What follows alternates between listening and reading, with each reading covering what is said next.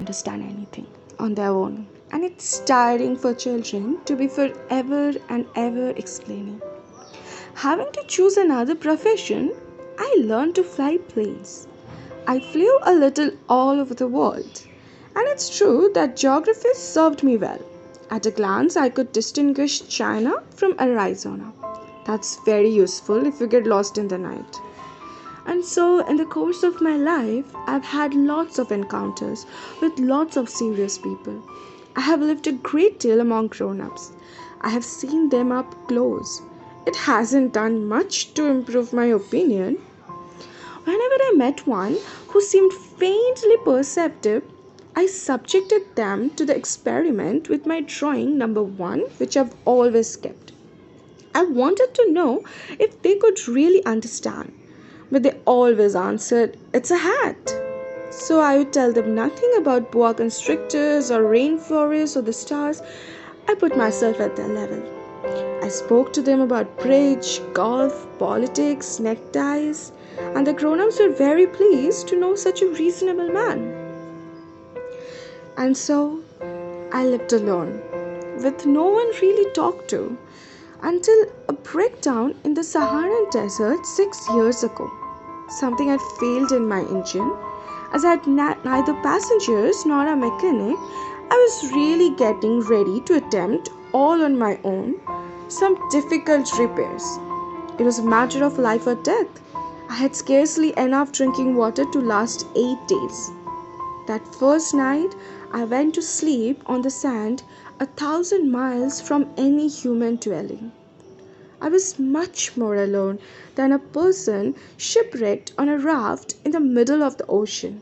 So you can imagine my surprise when at sunrise a strange little voice woke me. It said, "Please draw me a ship." Huh? Draw me a ship. I leapt to my feet as if struck by lightning. I rubbed my eyes thoroughly. I had a good look, and I saw an altogether extraordinary little fellow who was watching me with a solemn expression. Here is the best portrait that I was able to make of him later on. But of course, my drawing is much less beautiful than the model.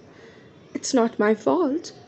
Grown ups had discouraged me from my artistic career when I was 6, and I hadn't learned to draw anything other than open or close boa constrictors.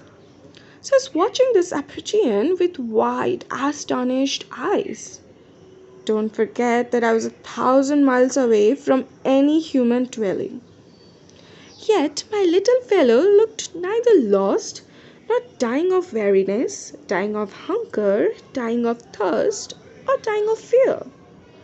He seemed nothing like a child lost in the middle of the desert, 1,000 miles from any human dwelling.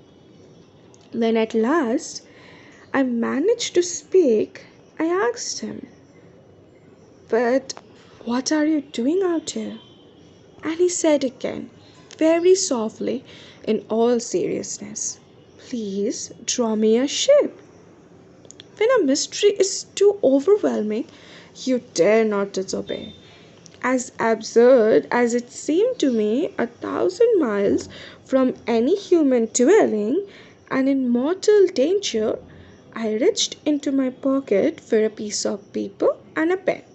Then I remembered that I studied mostly geography, history, mathematics, and grammar, and I said to the little fellow that I didn't know how to draw. He replied, "It doesn't matter. Draw me a ship."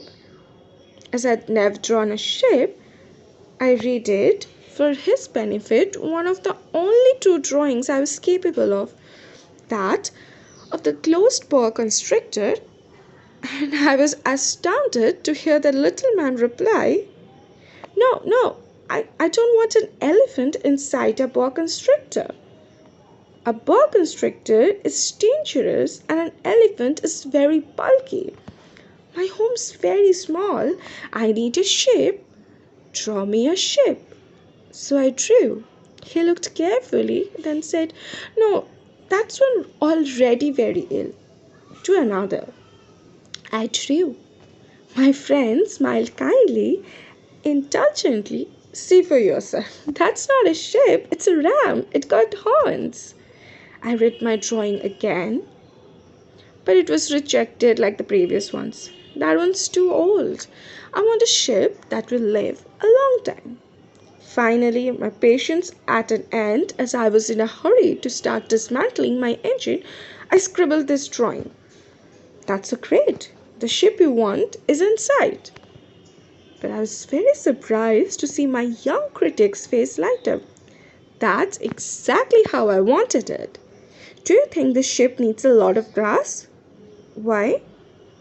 Because my place is very small. I'm sure it'll be enough.